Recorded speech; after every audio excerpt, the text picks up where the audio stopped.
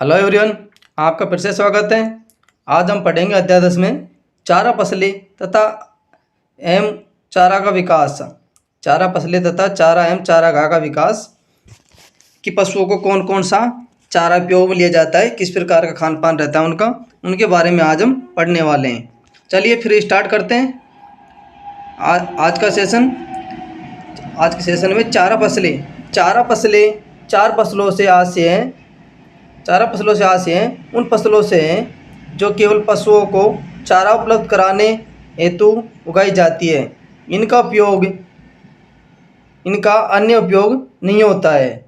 चारा फसलें मुख्यतः रिज्का, बरसीम, जई, ग्वार, लोबिया, चौला, हरी घासें, सेवण, दामन, गिनी, नेपियर, हाथी एवं सूडान घास आदि शामिल की जाती है। सेवण घास जैसलमेर की प्रसिद्ध घास है जो जैसलमेर के अभयारण्य में पाई जाती है। हमारा नेक्स्ट है चारा फसलें कौन कौन सी होती हैं, जिसमें हम दो भागों में इसको डिवाइड कर सकते हैं, मोटा चारा एवं दाना चारा। मोटा चारा के अंतर्गत हरा चारा, सूखा चारा आता है। हरा चारा भी दो प्रकार का होता है, फलीदार हरा चारा, बेफलीदार हरा चारा जिसमें कोई फलियां नहीं होती है। सूखा चारा दो प्रकार का होता है, सूखा चारा भी दो प्रकार का होता है। सूखा चारे में फलीदार सूखा चारा और बेफलीदार सूखा चारा पाया जाता है। ध्यान रहे, बाहर के देशों में पशुओं को जड़ों वाले खाद्य पदार्थ जैसे गाजर, आलू, चुकंदर आदि भी खिलाए जाते हैं। भारत में केवल गाजर का प्रचलन अधिक है। इनमें पानी की मात्रा 80 से 90% होती है तथा घुलनशील कार्बोहाइड्रेट अधिक मात्रा में मिलता है। गाजर व चुकंदर में शर्करा तथा आलू स्टार्च आदि अधिक मिलते हैं। हमारा नेक्स्ट है रिज्का के अंतर्गत इसका वास्तविक नाम मेडिकागो सेटाइवा है। कुल लेग्यूमिनेसी व उत्पत्ति स्थल दक्षिण पश्चिमी एशिया, ईरान है। इसे चारे वाली फसलों की रानी हरा सोना कहते हैं, जो चारा उत्पादन हेतु एक वर्षीय, बीज उत्पादन हेतु बहुवर्षीय फसल है। बीज उत्पादन हेतु क्या है? बहुवर्षीय फसल है।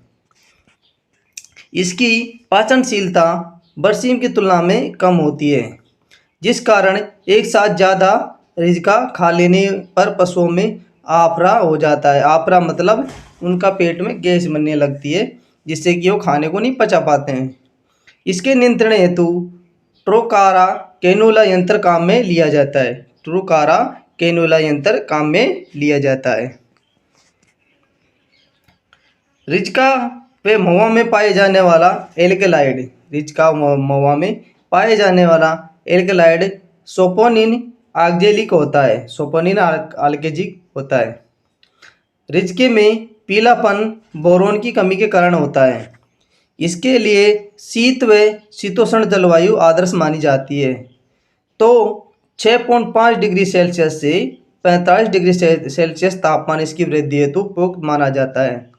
रिज्के के लिए गहरी चिकनी दोमट मृदा सर्वोत्तम मानी जाती है, क्योंकि इसकी जड़ें गहराई तक जाती है। यह सितंबर अक्टूबर माह में बोया जाता है। कौन से माह में बोया जाता है? सितंबर अक्टूबर माह में बोया जाता है।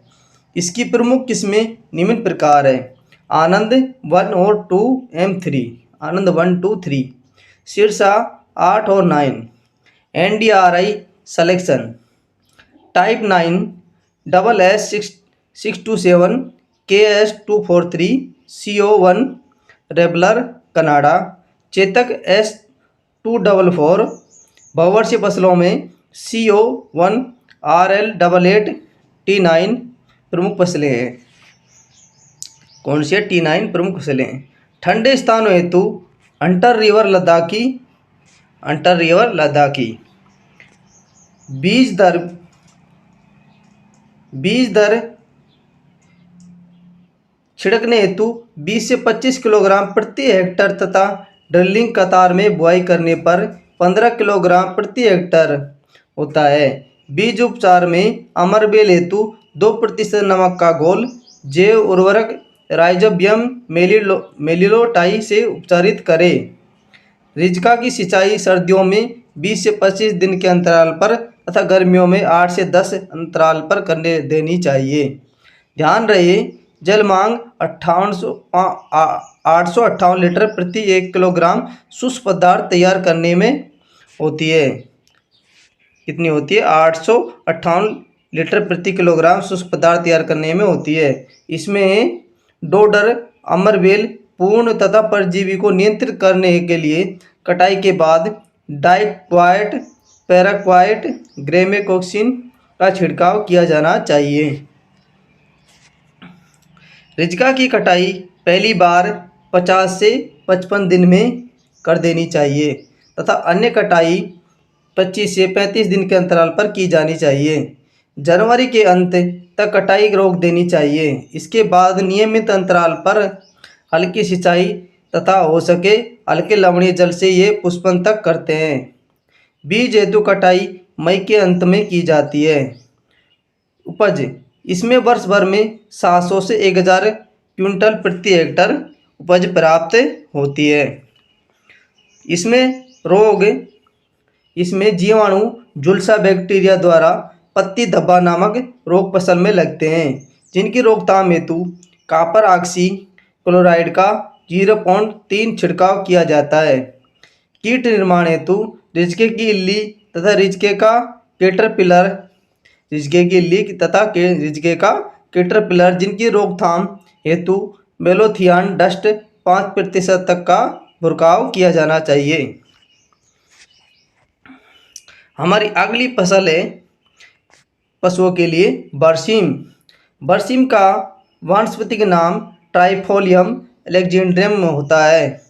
कुल लेग्यूमिनेसी तथा उत्पत्ति स्थान एशिया माइनर मिस्र को माना जाता है। बरसीम की खेती पशुओं में के लिए गुजरात में बहुत तादाद में की जाती है। ये एक बड़े झुंड के रूप में उगती है, एक हरे चारे के रूप में उपयोग की जाती है। ध्यान रहे, बरसीम को वर्ष 1904 में फ्लेचर नामक वैज्ञानिक द्वारा इजिप्ट मिस्र से लाया गया था, इसलिए इसे इजिप्शियन क्लोवर के नाम से भी जाना जाता है। इजिप्शियन क्लोवर के नाम से भी इसको जाना जाता है। इसमें गुणसूत्रों की संख्या 16 होती है।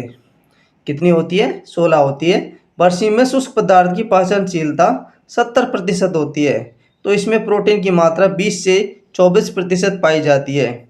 ये स्मूथ क्रॉप है जो खरपतवारों की वृद्धि को दबा देती है। ये है बनाने हेतु सर्वाधिक उपयुक्त फसल है। इसमें मिल्क एनरिचमेंट भी कहा जाता है। इस हेतु शीतोष्ण शुष्क व ठंडी जलवायु अनुकूल मानी जाती है।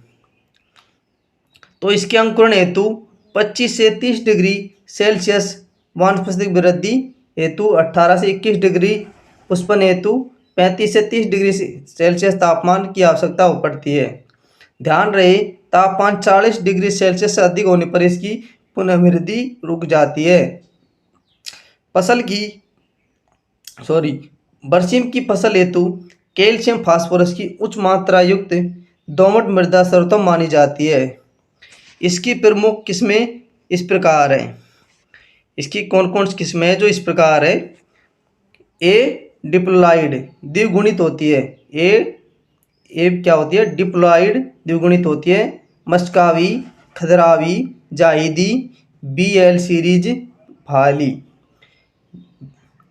बी में विभाग में आती है ट्रेपोलाइड चतुर्गुणित पूसा जायंट।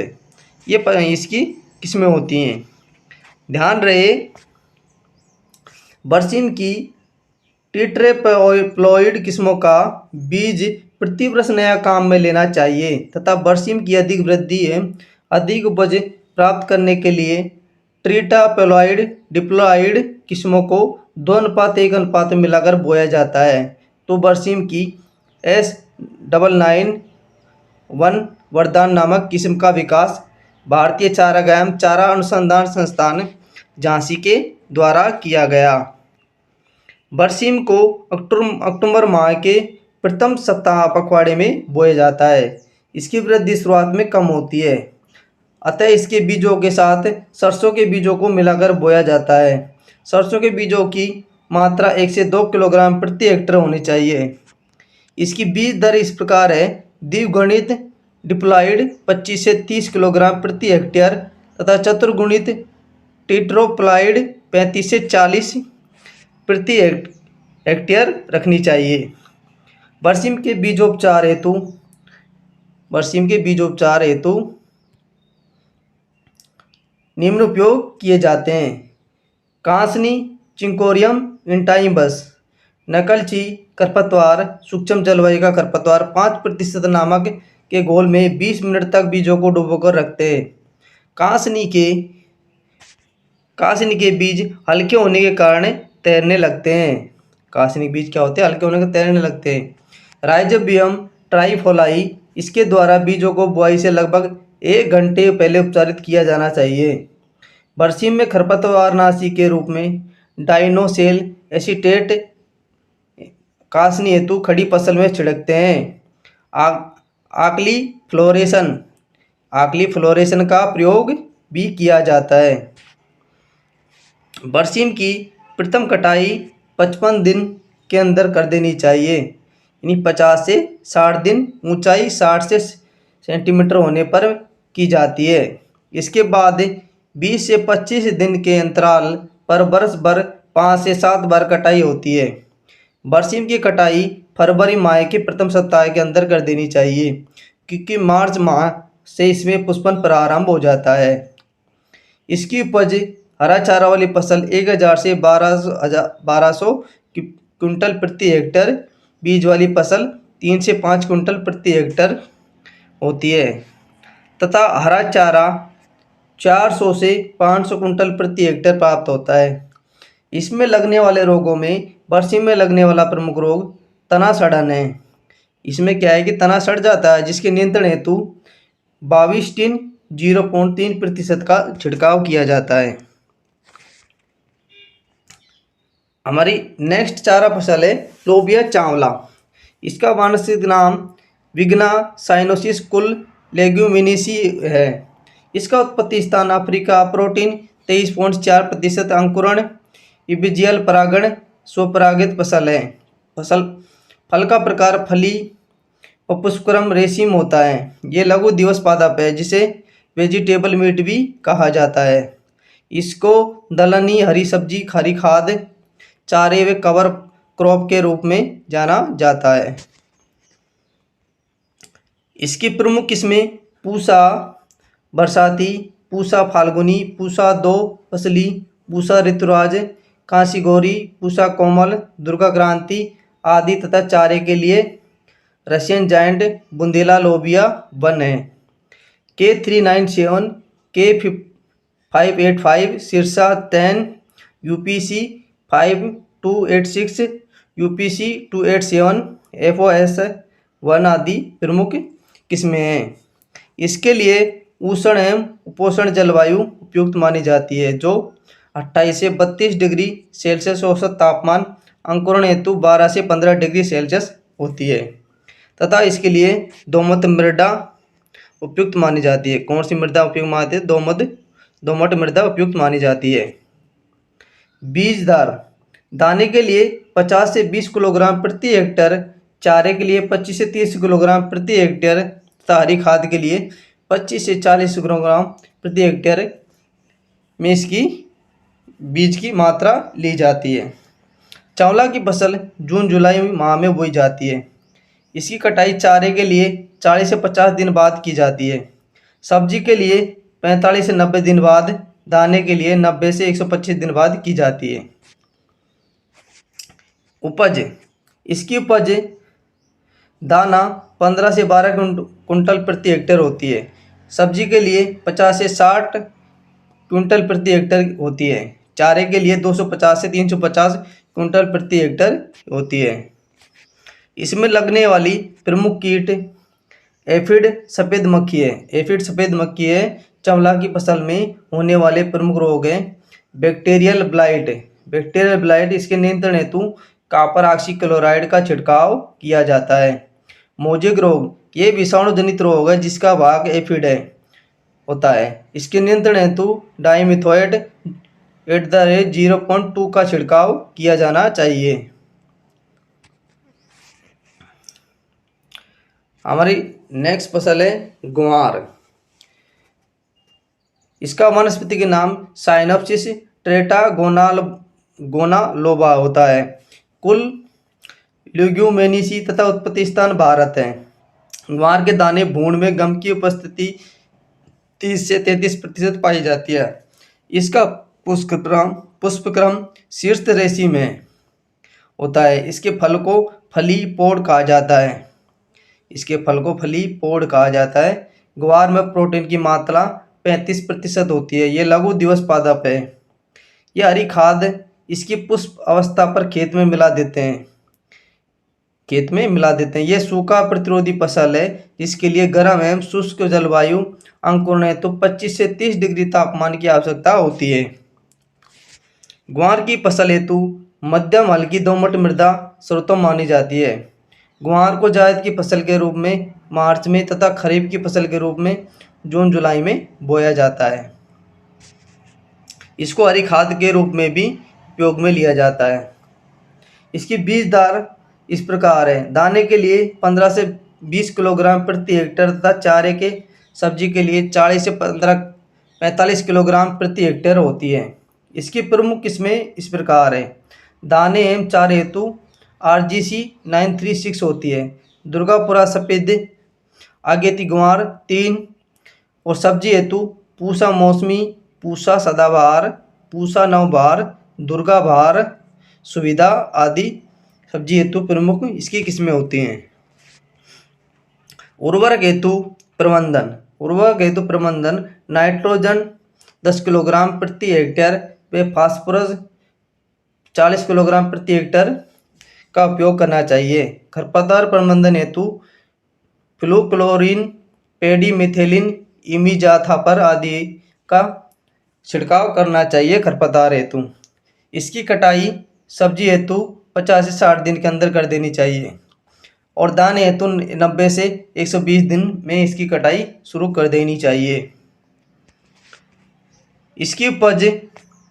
इसकी उपज हरा चारा में 250 से 300 क्विंटल प्रति हेक्टेयर होती है और दाने में 10 से 15 क्विंटल प्रति हेक्टेयर होती है। फलियों के लिए 60 से 70 क्विंटल प्रति हेक्टेयर इसकी उपज होती है। ध्यान रहे, ग्वार उत्पादन में राजस्थान का देश में प्रथम स्थान है। क्या है? प्रथम स्थान है।